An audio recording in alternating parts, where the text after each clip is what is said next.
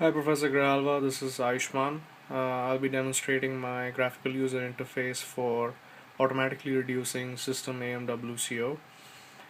This is a GUI that has been implemented in Matlab, and for this demonstration I'll be using this 5-bus system here with the normal operating conditions shown on this one-line diagram.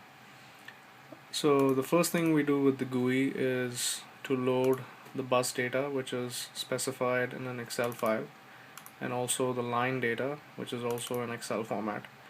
We solve the base case power flow, we do a contingency analysis, and the analysis tells me that the current AMWC of the system is 191 megawatts.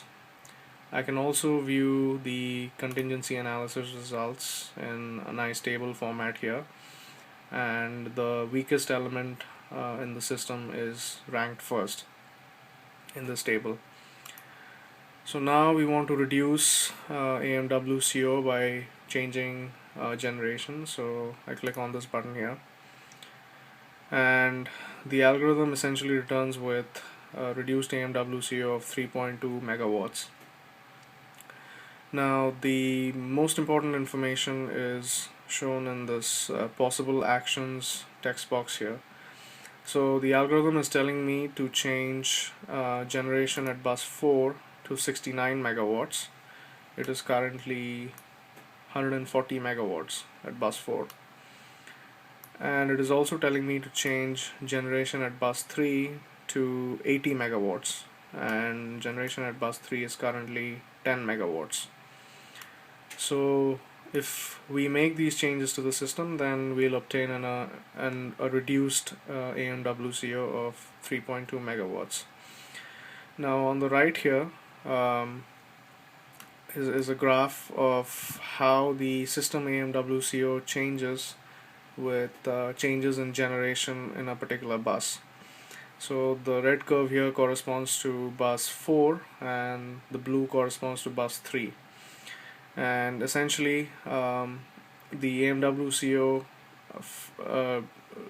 stops changing at a certain point when bus 4 is used, and then subsequently bus 3 is used by the algorithm to reduce the AMWCO even further, and at some point using bus 3 the AMWCO stops changing and the algorithm essentially converges.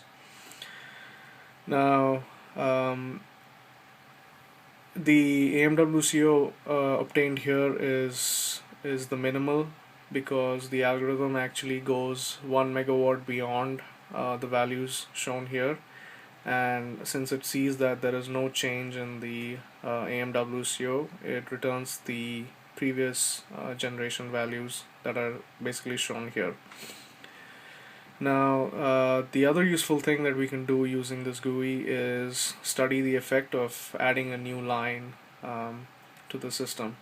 So if we view the contingency analysis results, we see that in long-term planning maybe it's a good idea to add an identical line from bus 4 and 2 because it's the weakest element.